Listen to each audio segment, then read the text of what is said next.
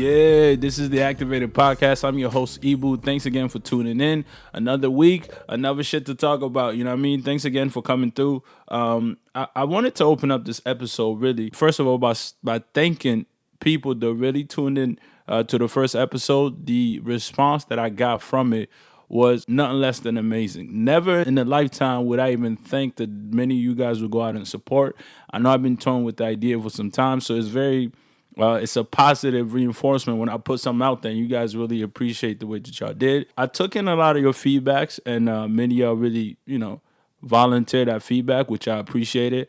A lot of it was good across the board. It wasn't really many that I could really pinpoint and go through a breakdown, but it really what it does is it encouraged me even more because when you're looking at it, when you're listening to it, that means that there's a lot of work to be done, but at least we are going on the right path to getting it done. Like I said, this is not just about me. It's more so about, helping the culture move forward as far as us people. You know what I mean? This is for us, by us. And I really want that to resonate with everybody that listens to this. Like I said, I didn't get on here to trying to be famous.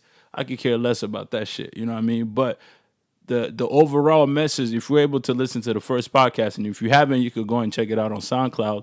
If you did listen to it, and in the overall structure, I'm trying to give y'all a very trim, something that you can digest easily. That way you're not overwhelmed, especially not on the first one. So if you're able to get anything from the first one, we did our job. And I did my job by trying to convey that message. A lot of y'all put me aside. I had a lot of good conversation. I was shocked. From the time leading up to me releasing the first episode, it was incredible. Actually, I want to walk you through maybe the event leading up to, that first week from when we first dropped the trailer to when y'all seen the video on Friday. I kind of want to talk about it a little bit. But before we get any further, I want to give a special shout out to the Serve podcast and shout out to you, Susan. From the first time I even put the teaser picture, you've been supporting me. I appreciate it. So I want to do the same for you by shouting you out on my podcast. And if you're listening to me right now, please go and take a look at their podcast. It's called the Serve.ca. So you could go in there and catch up. I'm signed up to it and I listen to it anytime it drops. So thank you very much for the love and support. I just wanted to put it out there. And also on last Saturday, October 14th, I believe, there was a grand opening in Mama Land. A lot of y'all showed up. It was an amazing time. I mean, wow, like this is what putting forces together for a common cause to really support something. Like I said, for us, it's a great restaurant, good place to really have a good time and vibe and everything else. And the city of Toronto definitely showed up. So shout out to everybody that showed up there, made it a good night. We was out there till about 4 a.m. So that was amazing, and this is not just a one-time thing.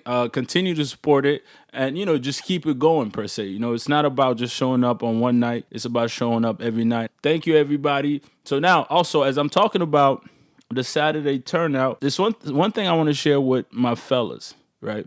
My fellas, this segment here is for you. It's crazy that you're in an environment, a lot of women, a lot of alcohol. I feel like some of the men, we forget about our mannerism. I understand that you want to talk to a special lady and whatever, you're attracted to somebody or you want to go over, but I never understood that we get past a certain age and we still behaving like we're in high school by pulling on women, saying crazy things out of woodwork. Like, I can't even repeat it back, but I'm just like, whatever happened to, hey, how you doing? I like your dress. You got a beautiful smile. And just kind of introduce that conversation. I never understood why men, we feel like we could go up to a girl and just pull on her like she's just somebody's property, right? And the intriguing part of that is, Mother Day comes around, right?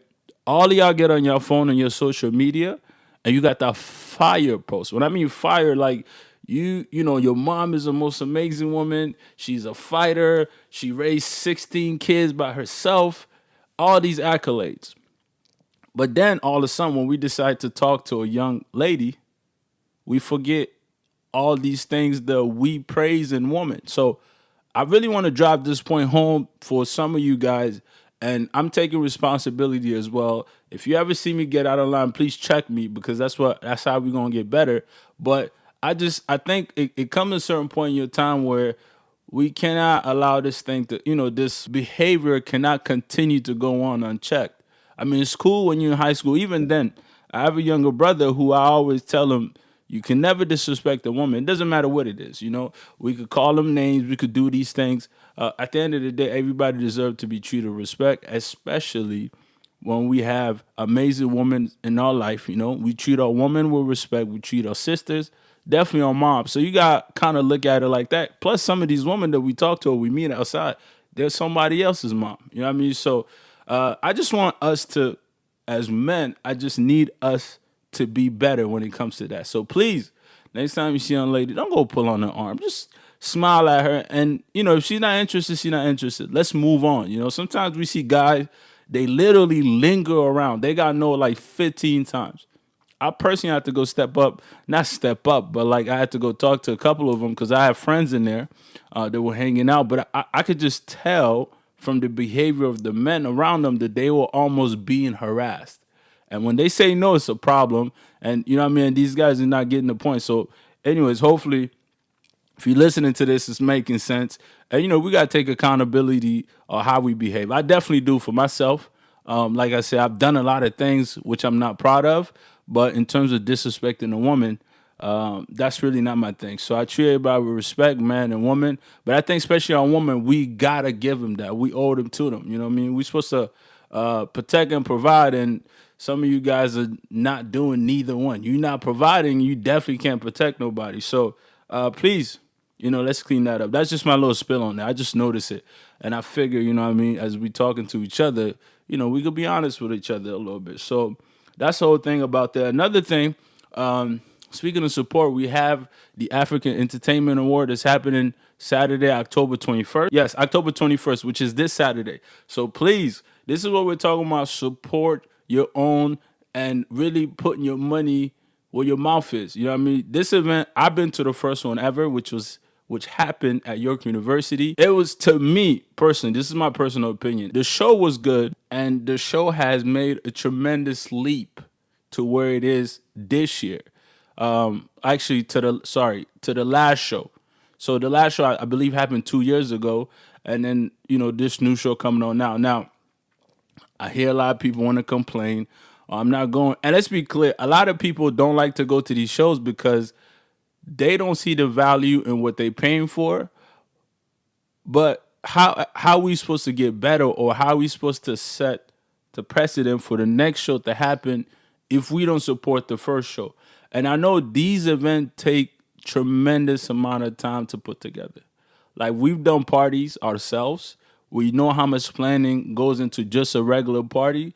Just imagine how much more time will go into planning a whole award show. You know what I mean? So shout out to K Money. They doing a tremendous job. I haven't gotten tickets this year, or actually I haven't even checked yet. But, worst case scenario, I will be buying the tickets. They still got the tickets on sale online. It's only $30, people. You know what I mean? You go to OVO Fest, you pay $120. You go to Nas concert and all these things. And, what's incredible is we love supporting these higher end artists, but we don't like to support these platforms that creates a tremendous opportunity for some of us. Because a lot of us, too, if you're an artist, if you're an MC or whatever it is, you might even get an opportunity to host a show like this, or, even get some sort of opportunity to work and to better your craft. So I just really wanted to shout them out. Hopefully I was making sure that I don't forget. They do an amazing job. Like I said, I'm gonna pick up 2 tickets, and then I would definitely be at the show tomorrow. Sorry, not tomorrow, on Saturday, to be able to support. You know what I mean? It's only $30. Please go African Entertainment Award. Look them up. They're on Facebook, Instagram. It shouldn't be hard to find. So support your own, and I mean, let's keep that consistent. That might be today's theme, actually. Support your own. A lot of people, we don't support each other enough, and I think to a certain degree, sometimes it end up hurting us because we think that there's only one lane for anything, right? If you're an MC, you don't want nobody else to become an MC. If you are whatever it is, and I'm just using these titles that are, known to everybody else, but it doesn't always have to be about entertainment. So it's all about, once you get to a certain level, you should really reach down and try to bring somebody else up. Because trust and believe, the more the better, right? Because sometimes you're put in a pocket where there's not enough things going on, right? If you're looking for a contractor, you might not, it might not be that many people available, or at least that many black people available. That's because we not setting the precedent for the next person to come up. So once we get to a comfortable place where we're benefiting from, we're not really looking to help nobody else. We want to keep everything to ourselves. So just keep that in mind. I mean, support is very important. So I just want to, speak on that very, very, very briefly. Oh yeah, another thing that I seen this movie. It's called A Marshall. It's about Thurgood Marshall's, I wouldn't say life, but it was about one of the case that he works. If you're listening to me right now, you don't know who Thurgood Marshall is, please go to Google and look it up. I think he was very instrumental in what he was able to do for the United States. I know it might not affect us here because we live in Toronto, but it's definitely one of those must-know story. I grew up in Maryland, and I used to hear the name a lot. So when I seen the movie, it kind of rang a bell. I even forgot about it. So even I had to go back and really look into it and be like, oh shit, which I was already known, but it's kind of like a reminder for me. So it's a good movie. It's a movie theater. So if you're sitting around, you're not doing anything on Sunday, you can take your little date. Y'all go watch it. Just make sure she's super woke. Cause don't bring nobody at the movie theater that don't know nothing about nothing. Cause she gonna find it boring. She gonna want to go see Girls Trip. And we can't just see Girls Trip all the time. You know what I mean? We gotta use our voices, our brain for something deeper than what it is. You know what I'm saying? So definitely a good movie. Check it out. And I liked it. It was cool. I mean, it was worth a little $13 or whatever. But worst case scenario, just wait till Tuesday, and pay half price. So on another note, I wanted to talk about, now I've seen this Loom Scam, whatever y'all want to call it, on Facebook. And the reason why I want to talk about this real quick is because this Loom Scam reminds me a little bit of Herbalife. Reason why it reminds me of Herbalife is when this was at its peak, when Herbalife was really popping, like everybody was doing it, which is fine, right? And we were under the impression that all these people were making a shit ton of money. Now, it's not till recently, and I believe maybe a couple weeks ago, I was searching on Netflix, and there's also a movie about this. It talks a little bit about Herbalife, the practices and things like that, and how they kind of ruining people's lives. And the only thing is, I want people to pay attention to it, because what ends up happening is whenever somebody decides to sign up for these services, they go extra hard. They put it up on their Facebook every day. They put the pictures. That's all we really see. The only thing that we don't see is that once the shit goes wrong, you know what I'm saying? Like everything just kind of slowly disappears. And I believe that people are embarrassed about these things, so they don't warn the rest of us. They kind of just slowly take out a picture or two till, there's no evidence that they were ever associated with that. It's like, that girl that you've been following for a minute, she's in a relationship, shit looks amazing. And then all of a sudden you're like, wait a minute, I don't see dude picture no more. So you go, hey, let's be clear, fellas, we all do this. So we go back to the page and we looking through the timeline. We're like, oh, okay, he's not here no more. So you put two and two together, like, oh man, they broke up. So you might want to slide back in there, or you might just leave it alone. Sometimes it's information purpose only. But my thing is, if you decide to oversell us this product or over tell us about it, when shit goes wrong, I think you should own up to him, understand that, listen, I made a mistake, and hopefully y'all can use me as an example so this does not happen to you.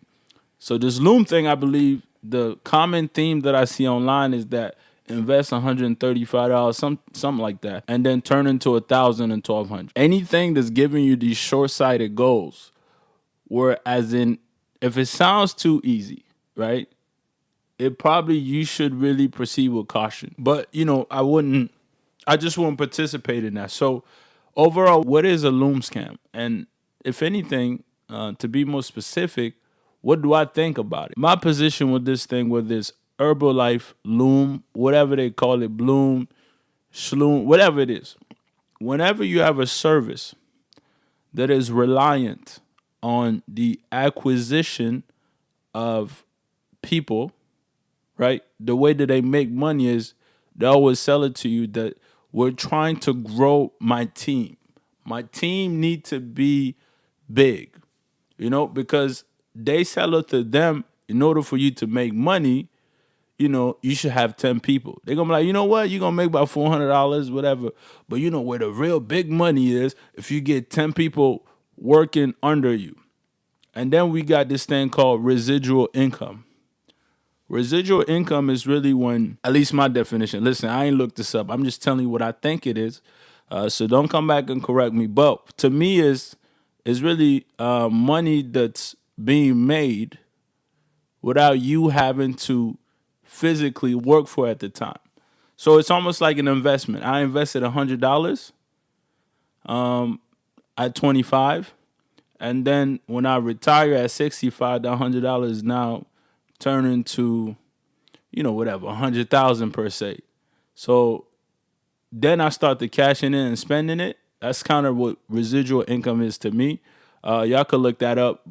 So that's kind of what they sell it to is you're making money without actually working, but just by recruiting.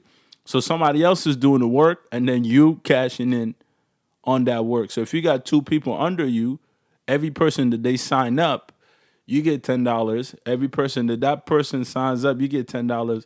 And I guess that's where they get the theme of pyramid scheme. So you should be very careful. Like I said, go and look at this movie on Netflix. Just type in Herbalife. I can't remember the title, but it's on there.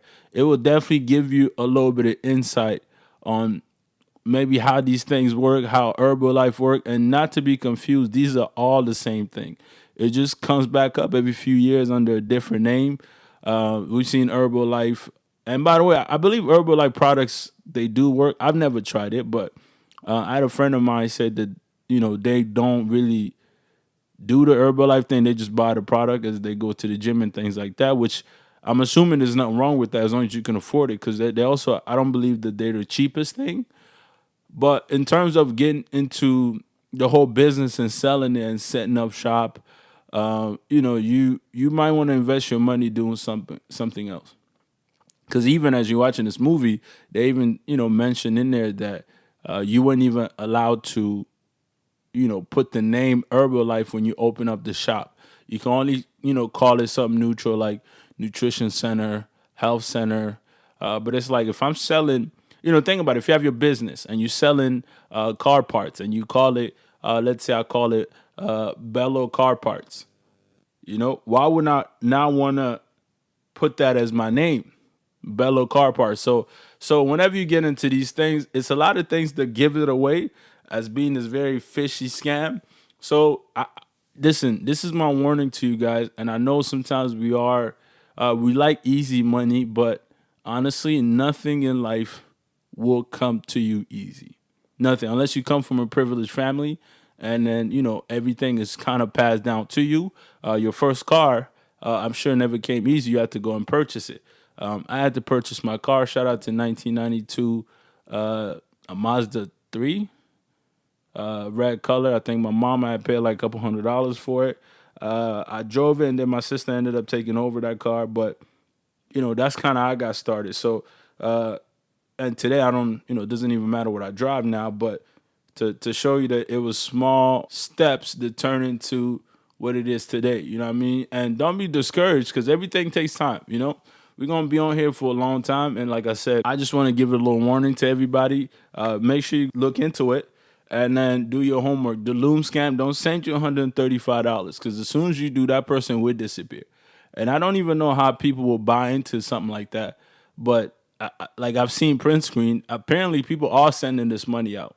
So if you know anybody that participated in it and they only lost $200-300, they might as well save themselves. I mean, that is a costly lesson in today's world. And like I said, I don't know what people finance is, but chances are the people that are trying to make a quick money, they don't have that much money to spare anyways. So it's like they might even put their last money into it, hoping that, they'll turn around and turn into something, They say that sometimes hope is a poor man's dream because we'll sit there and always be hoping that something will happen, but without actually going out there and dedicate ourselves to doing the work. So stay away from it. That's my last thing on it. I've been watching the news a lot lately, so I want to talk about these things briefly. Of course, I'm no politician. I'm learning as we go, but we could all learn together. The bomb that happened in Somalia, killing about, they were saying something about, last I checked, it was about 300 people. The only thing I can't help to think about, obviously, prayers out to those family. And when these things are happening, unfortunately, we really not concerned up here in North America because it's nothing that hits us directly. Like we're not really concerned, and there's not even any empathy going out. Like we don't feel bad. We don't really care. Like, oh, okay, 300 people died. What else is new? I got to get to this money. That's all we really concerned about in North America, and I want us to start thinking a little bit outside the box, and consciously, presently, I've starting to detach myself from the whole concept of being driven by money. And the reason why is because when I think back and I start to think about money, and actually, like I plan on having a whole podcast about the whole finance and things like that. But I really kind of want to touch a little bit on the subject.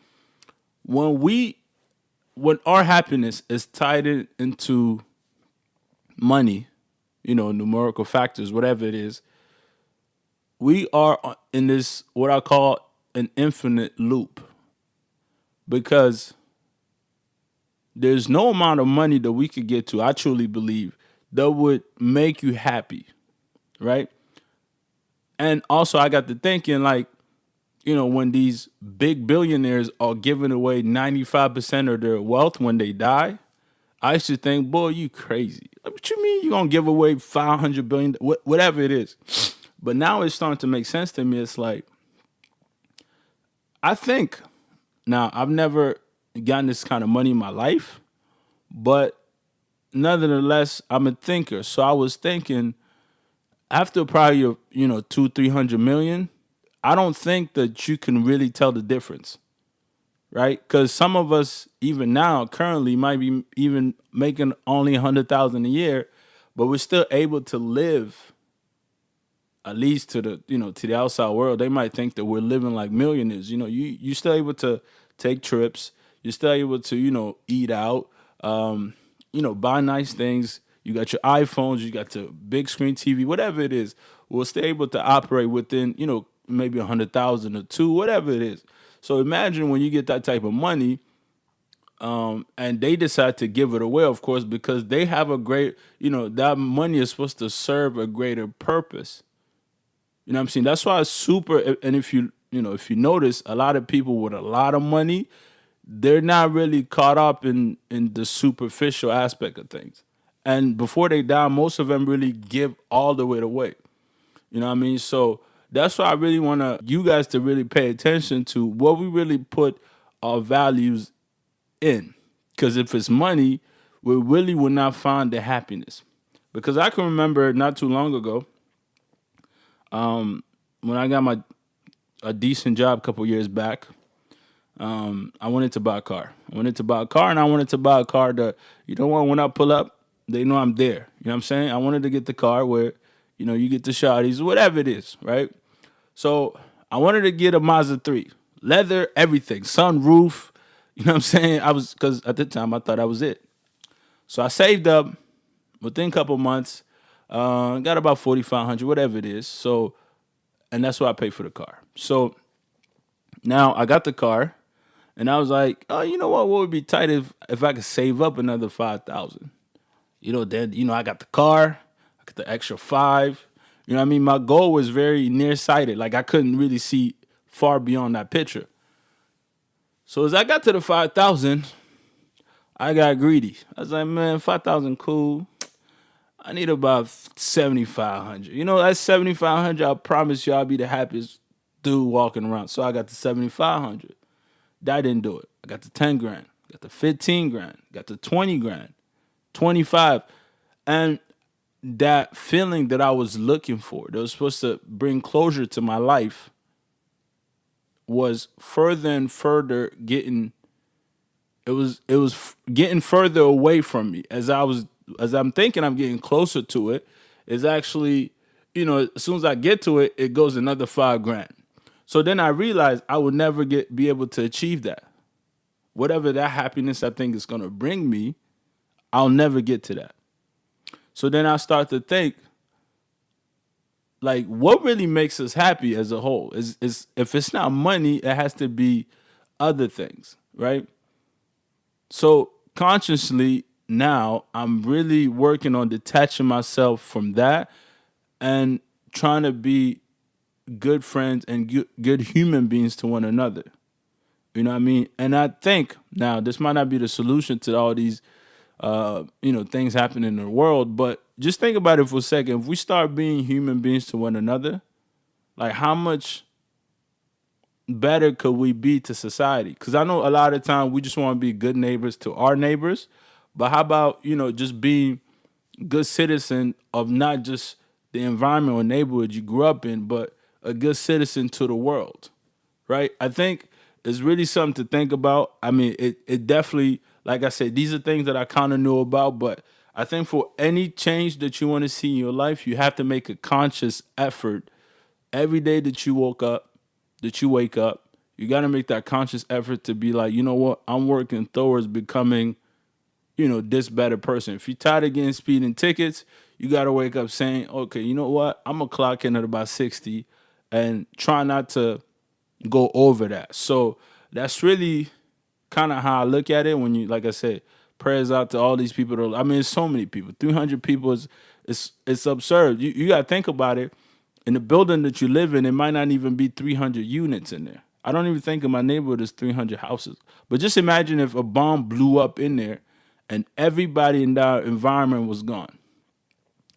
So I just want to send my prayers out to them. And just hoping and praying for a better world.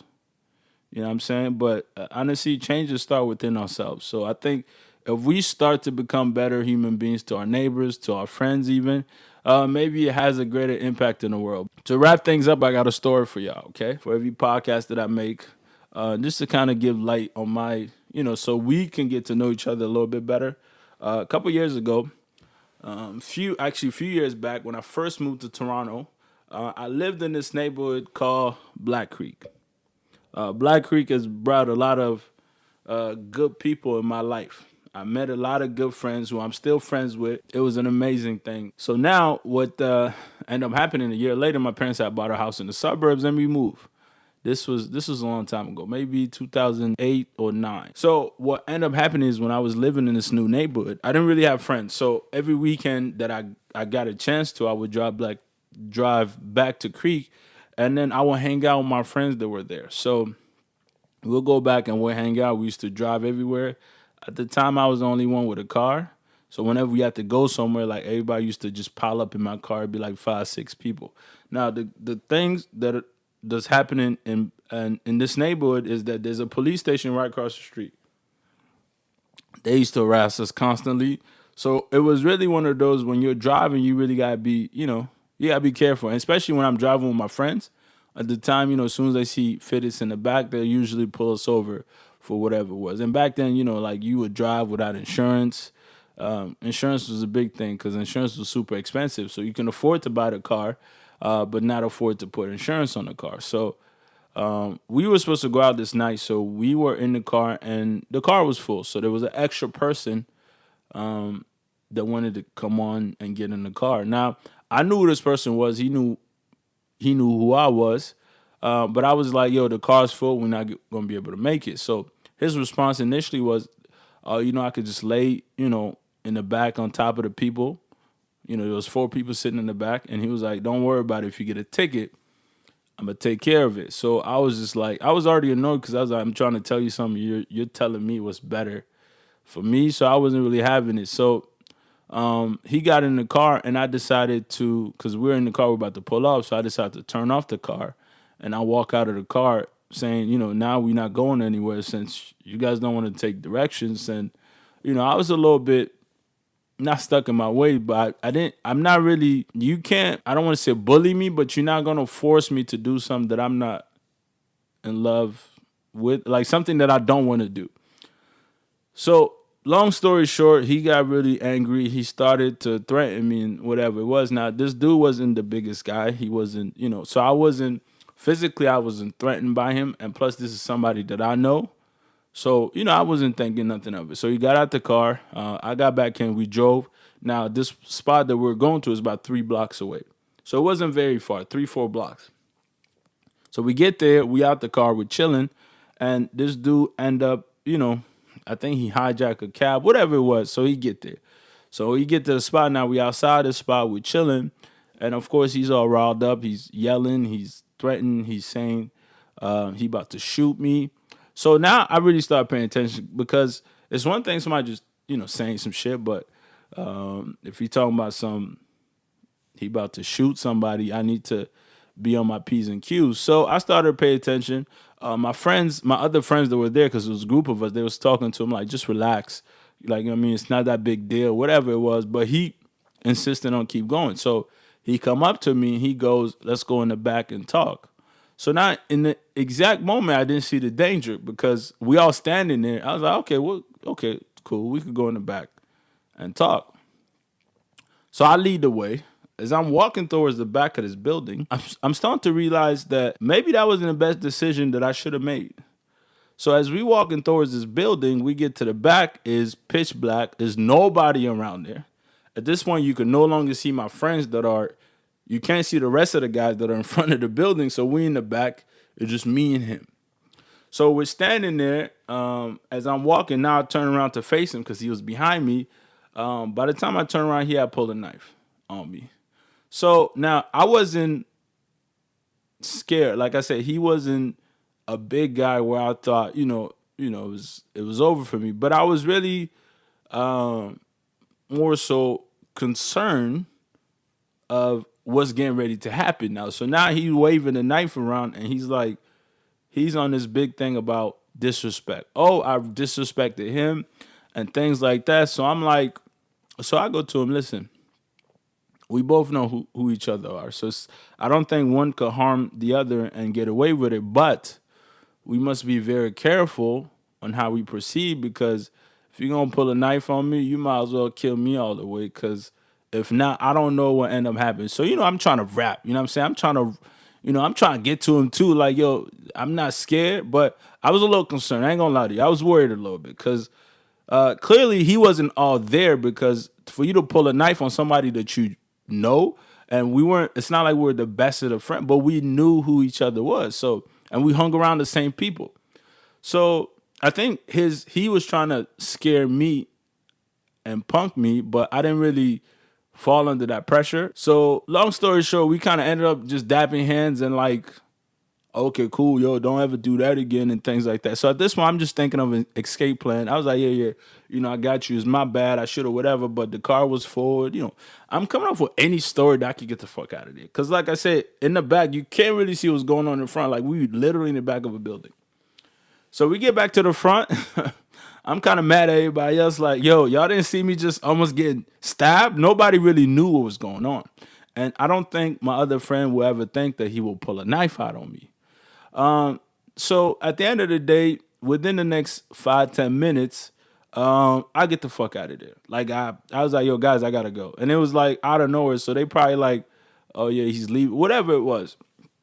I get in my car and I'm driving home. The drive home is about 25 minutes.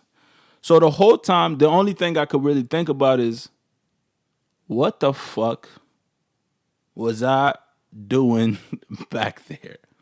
You know what I'm saying? I started thinking about my life, like, because even back then, I could tell you this. I always knew I was destined to do something great. And I always say it, and I might not know what it is, but I know my life is not going to waste. But in that situation, things could have turned bad, and who knows what could have happened.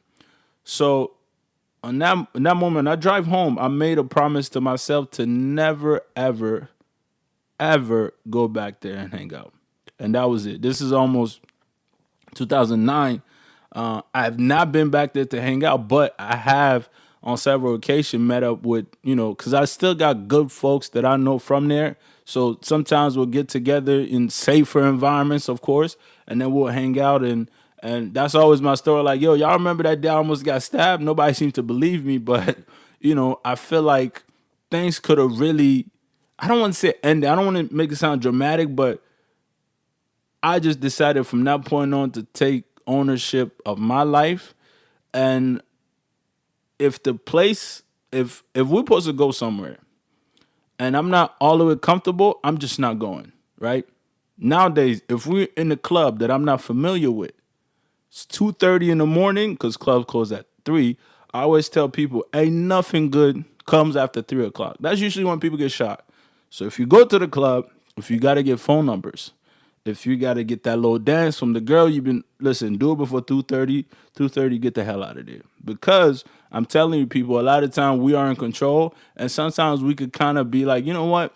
I'm gonna take the night off. Not to say that we could prevent some of these things that happen, and you shouldn't really suppress your fun just because the world is a crazy place. But just be conscious about what you're doing. If you're around a bunch of people that are always smoking and doing things in the car, like sometimes you get in the car and then you got your friend drinking alcohol and they're like drinking it out in the open. I always tell them, yo, you got to relax because if I'm driving, I'm responsible for this. So, more of the story is you are in control of your life and please proceed with caution. If you're in an environment, if you're friends with people that are no good, not to say that these people weren't good, these were amazing people that I knew, but I just knew that nucleus I had to get away from because you can't be around people that have nothing to lose because then they put your life in jeopardy.